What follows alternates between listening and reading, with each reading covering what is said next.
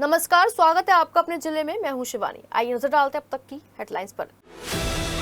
कांवड़ यात्रा पर यूपी के मुख्य सचिव और डीजीपी की समीक्षा बैठक में घंटों हुआ मंथन। मुख्य सचिव मनोज कुमार बोले, धार्मिक भावना को आहत किया तो होगा सख्त एक्शन। डीजीपी राजीव कृष्ण बोले, कांवड़ कंपटीशन नहीं, भक्ति की भावना है।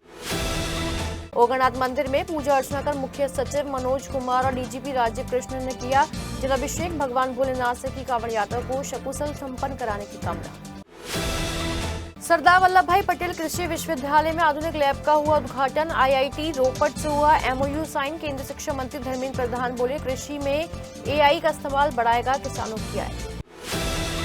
कांवड़ यात्रा नेम प्लेट विवाद पर जयंत चौधरी का बड़ा बयान। कहा, बेवजह परेशान न करें, सौहार्द बना रहे। एमओयू साइन पर भी कहा, मेरठ में लिखा जाएगा नया अध्याय, खेत तक पहुंचेंगे आविष्कार। जानी पुलिस ने कुराली में हुए सतीश हत्याकांड का किया खुलासा। हत्यारोपी अतुल गिरफ्तार, एक आरोपी फरार।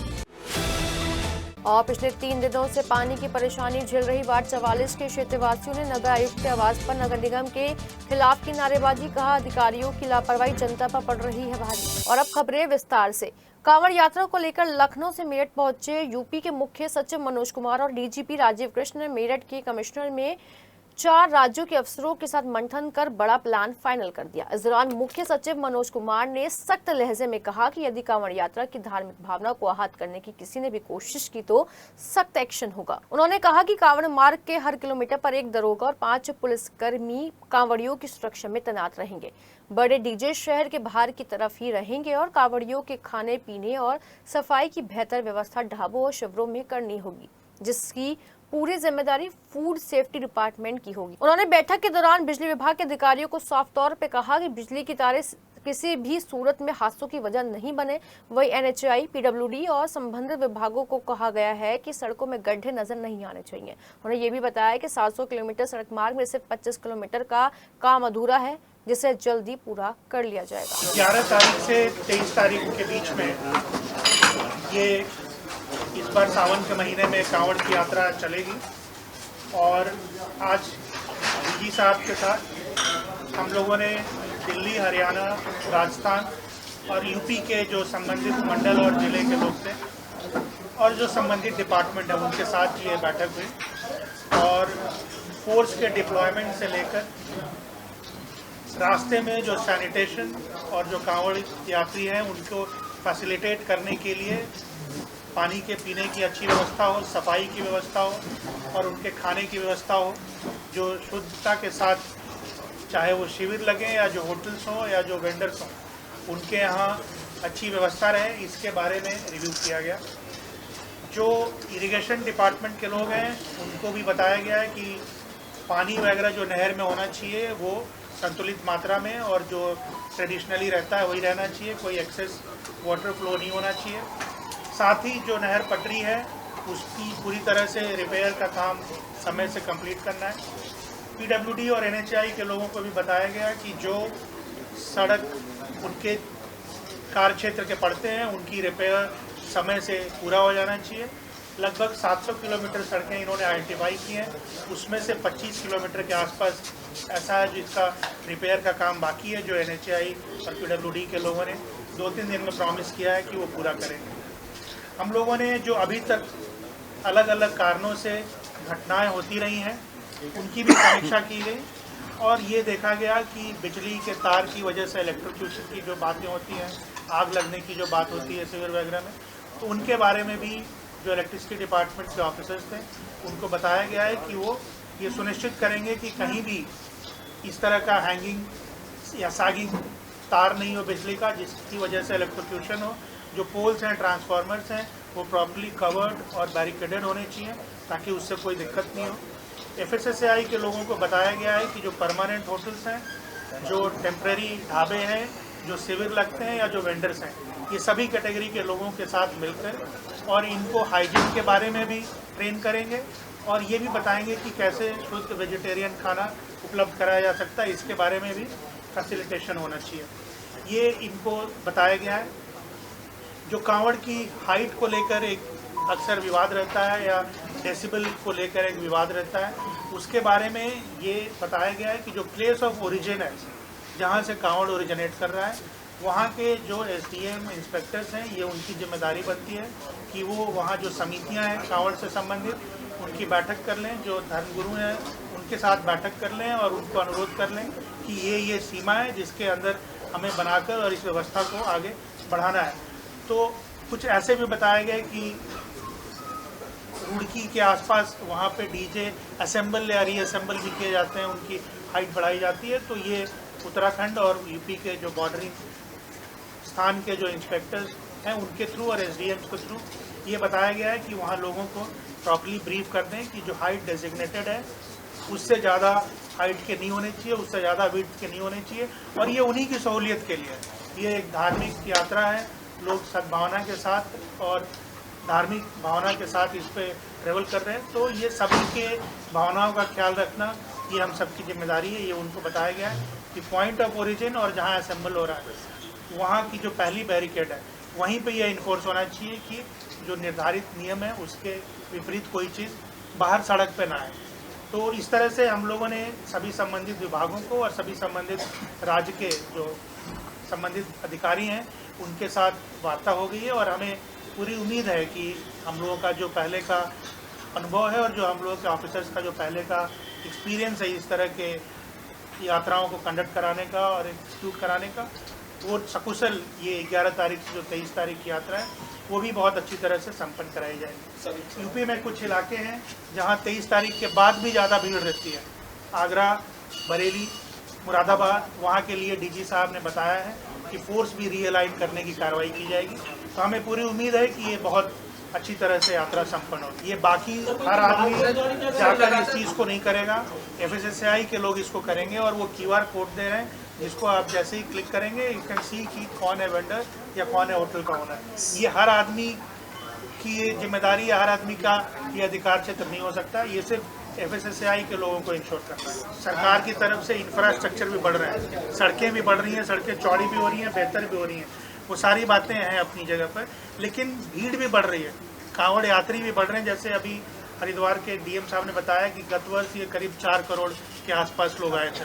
तो लेकिन ये चीज़ बताई गई है कि जो बड़े डीजे हैं उनको शहर के बाईपास पे ही रखा जाए और शहर में ना आने दिए। रेलवे के ऑफिसर्स भी थे, उनको भी बताया गया है ये स्ट्रिक्टली इन्फोर्स किया जाना है कि ट्रेन की छत पर कोई नहीं जाएगा, और रेलवे स्टेशन पे पूरी अच्छी व्यवस्था बनाकर रखी जाएगी, चाहे वो खान पान की हो या सेफ्टी सिक्योरिटी के हो, ये उनको अच्छी तरह से बता दिया गया है। डीजी साहब ने इस बार पुलिस ऑफिसर्स को ये एक निर्देश दिए हैं कि हर किलोमीटर को एक बीट बनाकर उसमें एक सब इंस्पेक्टर रैंक का ऑफिसर और 4-6 कांस्टेबल लगाए गए हैं। तो अगर हर किलोमीटर को इस तरह से मैन किया जा रहा है तो ऐसी कोई घटना या दुर्घटना नहीं हो सकती जो अननोटिस चली जाए। एक व्हाट्सएप ग्रुप बनाया गया है जिसमें सभी 4 प्रदेश के कंसर्न्ड ऑफिसर्स उसके मेंबर हैं, और ये इस तरह की बात हो डीजे के हाइट और विड्थ को लेकर, या फिर कोई और भी घटना हो, एक्सीडेंट हो, या इवन ज़्यादा क्राउड हो रही हो, अगर बहुत ज़्यादा भीड़ हरिद्वार में हो रही है तो इससे आपस में ये लोग एक्सचेंज करेंगे मैसेजेस को, और बिजनौर या जो मुजफ्फरनगर है वहीं से वो ट्रैफिक रोककर और होल्डिंग एरिया में लोगों को ले जाने की व्यवस्था बनाएंगे। उधर यूपी के मुख्य सचिव के बाद यूपी के डीजीपी राजीव कृष्ण ने प्रेस कॉन्फ्रेंस में बताया कि कांवड़ की ऊंचाई 10 फीट और चौड़ाई 12 फीट से ज्यादा नहीं होनी चाहिए। ज्यादातर कांवड़ मुजफ्फरनगर में असेंबल होती हैं और इसके लिए जिम्मेदारी भी तय कर दी गई है, यदि लापरवाही हुई तो हम कार्रवाई करेंगे। उन्होंने कहा कि 75 डेसिबल से ज्यादा डीजे की आवाज नहीं होगी, और कांवड़ समूह को बता भी दिया गया है कि कांवड़ियों से संवाद कर उन्हें जानकारी दे। कहा कि डाक कांवड़ को लेकर हरियाणा के अधिकारियों को कह दिया गया है कि सभी चीजों का विशेष ध्यान रखें। डीजीपी राजीव कृष्ण ने कहा कि कांवड़ कंपटीशन नहीं, भक्ति की भावना है, और सेफ्टी सिक्योरिटी के साथ आस्था का भी पूरा ख्याल रखा जाए। बता दें कि मेरठ कमिश्नरी सभागार में कांवड़ यात्रा को लेकर यूपी के मुख्य सचिव और डीजीपी ने हरियाणा, दिल्ली, यूपी और राजस्थान के अलावा कई अन्य मंडलों के अफसरों के साथ घंटों मंथन किया और सुरक्षा चाक चौबंद करने के निर्देश दिए। हर साल का हमारे पास डेटा भी रहता है, उस हिसाब से बंद किए गए हैं। जहाँ तक जो ये डीजे हैं इनकी हाइट, वेट और नॉइज़ लेवल की बात है, इस बारे में सुप्रीम कोर्ट के ऑनरेबल सुप्रीम कोर्ट के भी निर्देश है कि 75 डेसिबल से ज़्यादा उसका साउंड लेवल नहीं होना चाहिए, और हाइट जो है वो 10 फीट और विड्थ जो है 12 फीट, ये इसको इंश्योर करना है। और इसके लिए जहाँ पर भी असेंबल होते हैं, ये मुजफ्फरनगर से रुड़की तक, रुड़की से मुजफ्फरनगर तक के जो एरिया है वहाँ पर ये असेंबल होने की बात जानकारी में आई है। तो जो भी इसके कंसर्न्ड प्रतिष्ठान है जहाँ पर ये असेंबल किए जाते हैं, ये उनकी व्यक्तिगत जिम्मेदारी भी फिक्स की जा रही है कि अगर कहीं पर इस तरह की कोई गाड़ी होती है जो फर्स्ट पॉइंट पर, जैसे चीफ सेक्रेटरी साहब ने कहा है, तो वहीं पर उसको उसके खिलाफ भी कार्रवाई और जिसने असेंबल किया उसके खिलाफ भी कार्रवाई की जाएगी। इसके लिए सभी कांवड़ संघों के साथ संवाद हमारे अधिकारी कर रहे हैं। उनको इसकी उपयोगिता के बारे में, इसके महत्व के बारे में और इसके इम्पोर्टेंस के बारे में उनको अवगत किया जा रहा है। लगातार संवाद स्थापित करते हुए इसको एनफोर्स कराया जाएगा, ऐसा सभी अधिकारियों को बताया गया। वो पॉइंट भी आया है और वो पॉइंट भी आया है। इसमें करीब 14-15 लोगों के नाम आए हैं या डिटेल्स आए हैं, तो उनको भी ये निर्देश दिए जाएंगे कि ये कंपटीशन की भावना नहीं है, भक्ति की भावना है। ये भक्ति का एक लोगों की आस्था का एक विषय है जिसमें लोग कांवड़ लेकर आते हैं कि कोई आपस में कंपटीशन नहीं जिसकी वजह से लोगों की जान चली जाए या लोगों को असुविधा हो। इसी तरीके से कुछ इस तरह की बात भी आई थी कि जो ये डाक कांवड़ में भी कुछ रेस या उस तरह की बात होती है, तो अगेन सेफ्टी, सिक्योरिटी और आस्था, ये तीनों चीज़ मुद्दे मेन हैं और इसके लिए जो इस प्रकार के आयोजन होते हैं उस पर उनको एडवाइस किया जाएगा। इस बारे में पूरे आस्था के साथ, पूरी श्रद्धा के साथ लोग इस कांवड़ में यात्रा कर सकें और आगे का अपना जो जल है वो चढ़ा सके शिवालयों पर, इसकी व्यवस्था की जाए। महिला कांवड़ियों के लिए जो कैंप्स हैं उनमें विशेष व्यवस्था की गई है। उसमें अलग से उनके जो सेग्रीगेटेड पोर्शंस भी बनाए गए हैं जिससे कि उनकी निजता में और प्राइवेसी में कोई खलल ना हो, और बाकी भी जो रिक्वायरमेंट्स है महिला कांवड़ियों की उसके लिए हमारे अधिकारियों ने उनसे वो सभी कैंप्स में व्यवस्था कराई है। डाक कांवड़ के विषय में चर्चा हुई है और उसमें जो डाक कांवड़ अधिकतर हरियाणा से आते हैं, हरियाणा के अधिकारी यहाँ मौजूद थे और हरियाणा और उत्तर प्रदेश के जो कुछ पार्ट है वहाँ से डाक कांवड़ आते हैं, तो वो उनको भी बताया गया है। तो डाक कांवड़ का बेसिकली उनका एक निर्धारित समय के अंदर उनको वहाँ पहुँचना होता है, तो उसमें कोई सेफ्टी कॉम्प्रोमाइज़ ना हो, इस विषय में विशेष ध्यान रखा जाएगा। वहीं मुख्य सचिव और डीजीपी के आने से पहले किठौर थाना क्षेत्र के गांव भट्टीपुरा की रहने वाली मंजू नामक महिला ने अपने जेठ पर अभद्रता और पुलिस द्वारा कोई कार्रवाई नहीं करने के विरोध में कमिश्नरी पर जमकर हंगामा किया। इस दौरान महिला ने हंगामा करते हुए मुख्य सचिव और डीजीपी से मिलने की जिद करने लगी। पीड़ित महिला का आरोप है कि उसका जेठ उस पर गलत नजर रखते हुए उसे काफी समय से परेशान कर रहा है। पीड़िता का आरोप है कि वह करीब 1.5 महीने से अपने जेठ पर कार्रवाई को लेकर भटक रही है, लेकिन उसकी कोई कार्रवाई नहीं हो पा रही है। महिला का कहना था कि उसे मुख्य सचिव और डीजीपी के आने की सूचना मिली थी, इसलिए वे अधिकारियों से अपनी शिकायत करने के लिए पहुंची थी। वहीं हंगामा बढ़ता देख फिलहाल महिला को पुलिस ने कार्रवाई का आश्वासन देकर सिविल लाइन थाने में भेज दिया। मेरठ में कांवड़ यात्रा को लेकर हाई लेवल मीटिंग संपन्न होने के बाद यूपी के मुख्य सचिव मनोज कुमार और डीजीपी राजीव कृष्ण सिद्धपीठ ओगरनाथ मंदिर पहुंचे और यहां पूजा अर्चना करते हुए जलाभिषेक भी किया गया। दोनों ही अफसरों ने बाबा ओगरनाथ से कांवड़ यात्रा सकुशल संपन्न होने की कामना भी की। इसके बाद दोनों ही अफसरों ने ओगरनाथ मंदिर का निरीक्षण किया और कांवड़ यात्रा के साथ शिवरात्रि को लेकर की जा रही तैयारियों का जायजा भी लिया। बता दें कि शिवरात्रि पर यहां करीब 5 लाख से ज्यादा शिव भक्त जलाभिषेक करते हैं। इस दौरान ADG Meerut zone Bhanu Bhaskar, commissioner Rishikesh Bhaskar Yashod, DIG Kalanidhi Naithani, DM doctor VK Singh, SSP doctor Vipin Tada सहित कई बड़े अधिकारी भी मौजूद रहे।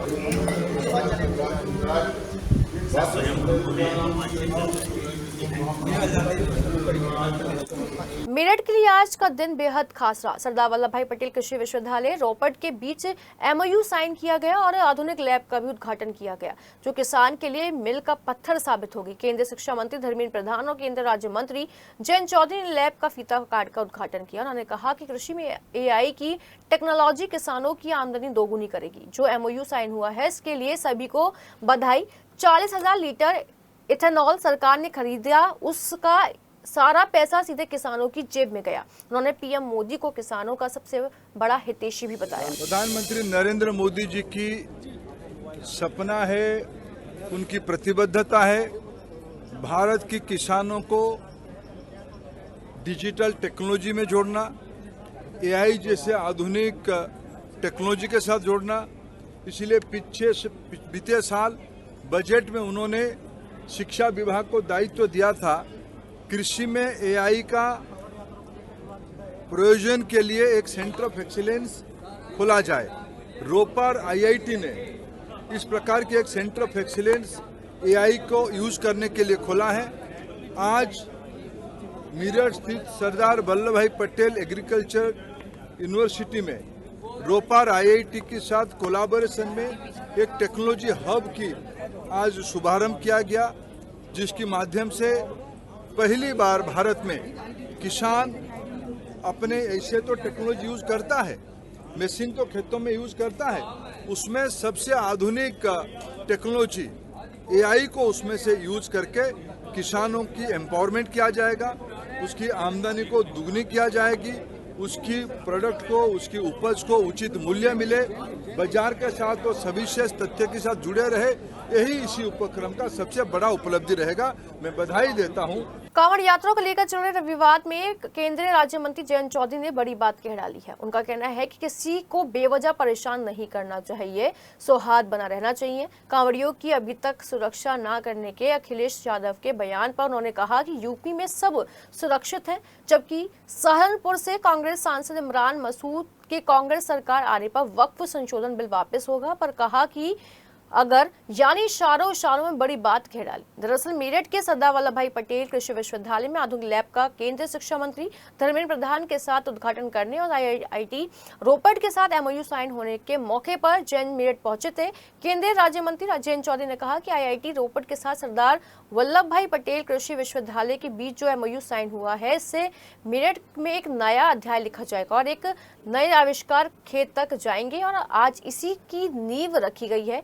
इस मौके पर यूपी के कृषि मंत्री सूर्य प्रताप शाही, कैबिनेट मंत्री अनिल कुमार, बागपत लोकसभा सांसद डॉक्टर राजकुमार सांगवान सहित रालोद के नेता और कार्यकर्ता शामिल रहे। नहीं, यहाँ तो यूपी के लोग सुरक्षित हैं और कोई अनटूवर्ड इंसिडेंट नहीं होगा। नेम प्लेट विवाद चल रहा है, उस पर क्या कहेंगे? बेवजह छेड़ना नहीं चाहिए किसी को, इतना ही कहूँगा। सौहार्द बना रहे।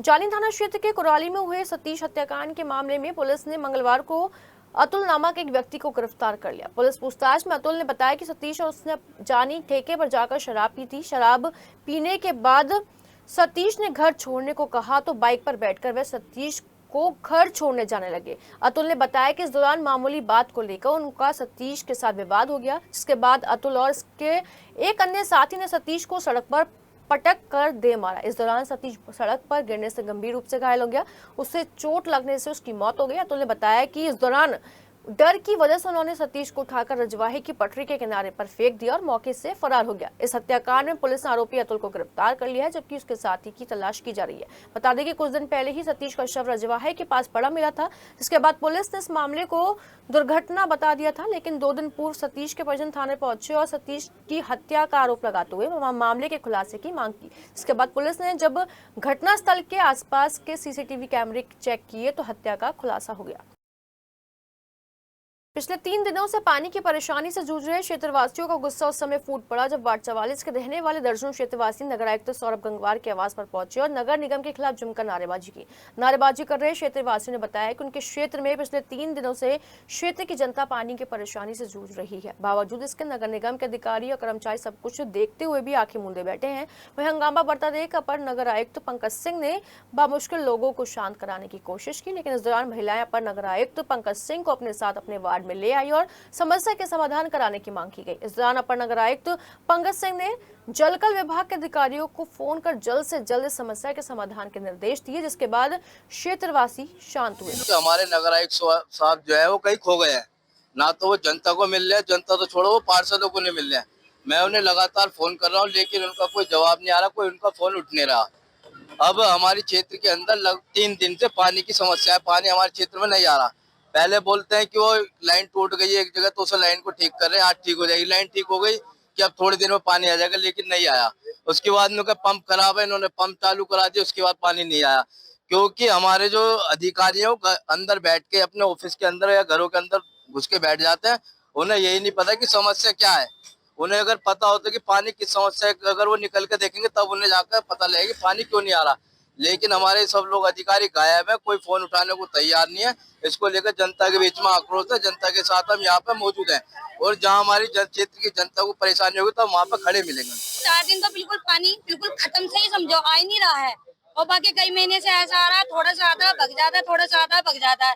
और हम अगर हम कोशिश करते हैं मोटर चला के खोल कर पानी चढ़ाने के लिए तो निकाली लैट्रिन का पानी जो गटर में से टूट हुआ आता है ना, बच्चों को पीलिया अलग हो गए, बच्चे बीमार हो गए, पता नहीं कितने हजार रुपए हमने अपने बच्चों पे लगा लगा लिए, उसका जुर्माना कौन भुगतेगा ये बताइए आप। वेस्टर्न रोड स्थित दर्शन अकेडमी में मंगलवार को दर्शन एजुकेशन फाउंडेशन का पर्ल जुबली समारोह मनाया गया। इस दौरान दर्शन अकेडमी में सुभारती विश्वविद्यालय की प्रोफेसर और गोल्ड मेडलिस्ट डॉक्टर छवि द्वारा 1 घंटे का सत्र लिया गया, जिसमें खाद्य लेबल की जागरूकता दी गई। उन्होंने अभिभावकों को एक पैक किए हुआ खाद्य पदार्थ जैसे चिप्स, बिस्किट, कुरकुरे आदि के लेबल को प्रभावी ढंग से समझाकर बच्चों को स्वस्थ भोजन विकल्प बनाने के तरीके के बारे में बताया।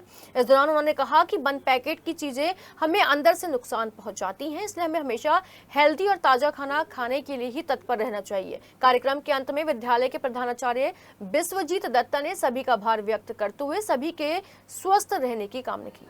यहाँ पर हेल्थ चेकअप करते हैं हर बार डिपार्टमेंट की तरफ से, और बहुत सारी छोटी छोटी चीज़ें निकल कर आती हैं बच्चों के साथ। पर अक्सर जो एक कॉमन थ्रेड निकल कर आता है वो ये कि फूड जो है, जो पैक्ड फूड है, वो धीरे धीरे बच्चों में बढ़ता जा रहा है। तो आज हम लोग पेरेंट्स को एड्रेस करने वाले हैं, देखने के लिए कि उन्हें कितना नॉलेज है पैक्ड फूड के बारे में पढ़ने का। क्या वो सिर्फ ऐड देख के वो फूड खरीद रहे हैं, या बच्चे की जिद पे खरीद रहे हैं, या हेल्थ रिलेटेड चीज़ें वो उसमें पढ़ के एक इन्फॉर्म चॉइस बना के तब वो खरीद रहे हैं। तो आज हम पेरेंट्स को बुलाने वाले हैं, उनके साथ ये डिस्कशन करने वाले हैं। मंगलवार को उद्योग व्यापार प्रतिनिधि मंडल उत्तर प्रदेश पंजीकृत के अध्यक्ष लोकेश कुमार अग्रवाल के नेतृत्व में व्यापारियों का एक प्रतिनिधि मंडल स्थानीय वाणिज्य कार्यालय में जीएसटी कमिश्नर से मिला। इस दौरान उन्होंने जीएसटी कमिश्नर को वित्त मंत्री के नाम सौंपे ज्ञापन में व्यापार मंडल ने 8 प्रमुख मांगे उठाई हैं। अध्यक्ष लोकेश अग्रवाल ने बताया कि जीएसटी आर फाइल करते समय B2B और B2C के लिए HSN समरी अलग अलग मांगी जा रही है, जिसका कोई औचित्य नहीं है।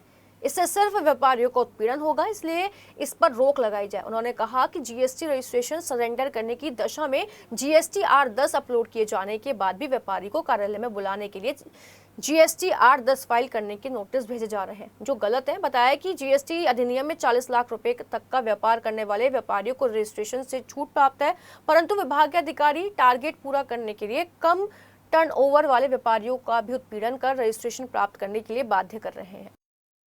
एक पेड़ मां के नाम अभियान के तहत मवाना के तहसील रोड पर रामलीला मैदान में विश्व हिंदू परिषद के सदस्यों ने कई छायादार पौधे रोपे। इस दौरान जिलाध्यक्ष सुभाष गाबा ने कहा कि बढ़ते प्रदूषण को देखते हुए हमें अधिक से अधिक संख्या में पौधारोपण करना चाहिए, तभी ऑक्सीजन देने वाले पेड़ हमें भविष्य में भी स्वस्थ रख सकेंगे। इस दौरान सभी ने सामूहिक रूप से छायादार पौधे रोपने और उन सभी पौधों की आजीवन देखरेख करने की शपथ ली।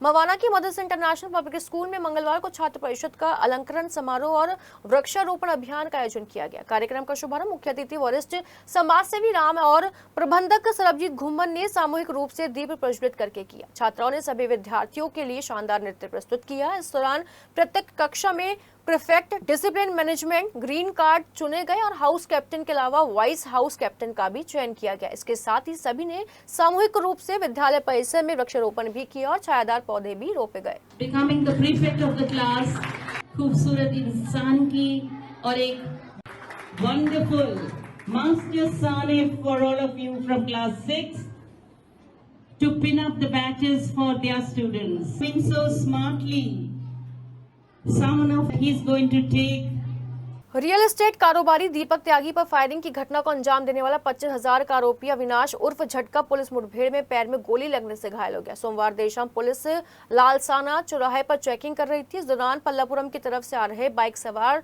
को जब पुलिस ने रुकने का इशारा किया तो वह लावड़ की तरफ भागने लगा और लालसाना के जंगल में चक रोड पर मुड़ गया। लेकिन इस दौरान गंगानगर पुलिस ने घेराबंदी कर बाइक सवार को घेर लिया। खुद को घिरता देख बाइक सवार युवक ने पुलिस पर फायरिंग कर दी, जिसके चलते पुलिस को भी फायरिंग करनी पड़ी। इस दौरान पुलिस की गोली पैर में लगने से बाइक सवार युवक घायल हो गया। पुलिस पूछताछ में पता चला कि पकड़े गए युवक का नाम अविनाश उर्फ झटका है, जो बहुत ही शातिर किस्म का अपराधी है। पुलिस के अनुसार अविनाश पर चोरी, लूट, डकैती, हत्या जैसी गंभीर धाराओं में कई मुकदमे दर्ज हैं।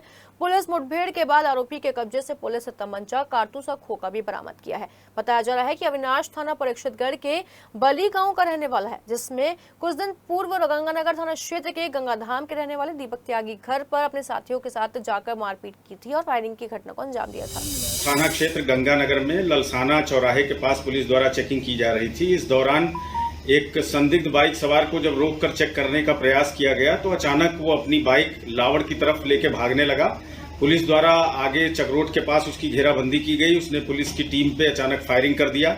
पुलिस द्वारा की गई जवाबी सेल्फ डिफेंस की फायरिंग में वो व्यक्ति घायल हुआ है, जिसे प्राथमिक उपचार के लिए अस्पताल भेजा गया है। उसकी पहचान अविनाश उर्फ झटका नामक व्यक्ति के रूप में हुई है, जो थाना क्षेत्र परीक्षितगढ़ के बली गांव का निवासी है और ये 25,000 रुपए का पुरस्कार घोषित अपराधी है, जिसने अपने साथियों के साथ विगत 18 जून को थाना क्षेत्र गंगानगर के गंगाधाम सोसाइटी में दीपक त्यागी नाम के व्यक्ति के ऊपर फायरिंग किया था। उस घटना में यह वांछित था। इसके पास से मोटरसाइकिल और एक तमंचा व कुछ कारतूस वगैरह बरामद हुआ है। इसका विस्तृत आपराधिक इतिहास है। जो अग्रेतर विधिक कार्यवाही है वो थाना गंगानगर के द्वारा निष्पादित की जा रही है। मेरठ के लिसाड़ी गेट पुलिस और स्वाट टीम ने अंतर्राज्यीय अवैध हथियारों की सप्लाई करने वाले गैंग के एक तस्कर को गिरफ्तार कर लिया। पुलिस ने तस्कर के पास से 6 अवैध पिस्टल और 12 मैगजीन भी बरामद किया। तस्कर मध्य प्रदेश से अवैध हथियार लेकर उनकी सप्लाई मेरठ के रहने वाले हाजी जुल्फकार और उसके बेटे को देख रहा था। गिरफ्तार किए गए तस्कर पर 24 से ज्यादा मुकदमे दर्ज हैं। पुलिस तस्कर का और आपराधिक इतिहास खंगालकर उसे जेल भेजने की तैयारी कर रही है। लिसाड़ी गेट थाना पुलिस और स्वाट टीम ने सोमवार रात में एक मुखबिर की सूचना पर लोहियानगर क्षेत्र की काशीराम कॉलोनी के रहने वाले अंतर्राज्यीय गैंग के तस्कर साजिद उर्फ पिस्टल पुत्र शमसाद को गिरफ्तार करते हुए उसके पास से 6 अवैध पिस्टल और 12 मैगजीन बरामद किए। तस्कर साजिद ने पुलिस पूछताछ में बताया कि वह मध्य प्रदेश से अवैध हथियारों की काफी समय से तस्करी कर रहा था। उसे मध्य प्रदेश से एक पिस्टल 20 से 22,000 रुपए की मिलती थी, जिसे वह मेरठ लाकर 30 से 40,000 रुपए में बेचा करता था। आरोपी तस्कर ने पुलिस पूछताछ में बताया कि वह मेरठ के 60 फुटा रोड, समर गार्डन, मुन्नीर और हाजी जुल्फकार सहित उसके बेटे शादाब को काफी समय से अवैध हथियारों की सप्लाई कर रहा था। पुलिस के अनुसार गिरफ्तार किए गए साजिद पर 24 से ज्यादा मुकदमे दर्ज हैं। पुलिस उसका और आपराधिक इतिहास खंगाल रही है, जबकि गिरफ्तार किए गए साजिद उर्फ पिस्टल के फरार साथियों की भी तलाश कर उन्हें जल्द गिरफ्तार करने की बात कह रही है। जानीखुर थाना क्षेत्र के मेरठ बागपात हाईवे से खिड़की पेपर देकर आ रहे एक छात्र पर 2 नकाबपोश युवकों ने हमला कर दिया। इस दौरान छात्र ने शोर मचा दिया, जिसके बाद वहां भीड़ इकट्ठा हो गई, जिसको देखते हुए हमलावर मौके से भाग निकले। खिड़की मुजक्कीपुर के रहने वाली अंजना ने बताया कि उसका पुत्र आदित्य नगला जमालपुर स्थित डीएस पब्लिक स्कूल में पढ़ता है। आदित्य स्कूल से पेपर देकर लौट रहा था। आरोप है कि इस दौरान आदित्य जैसे ही मेरठ बागपत हाईवे से खिड़की मुजक्कीपुर वाले रास्ते पर पहुंचा, तभी पीछे से आए 2 नकाबपोश युवकों ने आदित्य पर हमला कर दिया। खुद पर हमला होता देख आदित्य ने शोर मचा दिया, जिसे सुनकर वहां ग्रामीण एकत्र हो गए। इस दौरान खुद को घिरता देख नकाबपोश युवक मौके से फरार हो गए। वहीं इस बात की सूचना मिलते ही मौके पर पहुंची पुलिस ने घटना की जानकारी ली और हमलावरों की तलाश शुरू कर दी। अपने जिले में फिलहाल इतना ही। मेरठ शहर आसपास की तमाम छोटी बड़ी खबरों को हम पहुंचाते रहेंगे आप तक, तो जानिए वो जरूरी है जो। फिलहाल हमें दीजिए इजाजत। नमस्कार।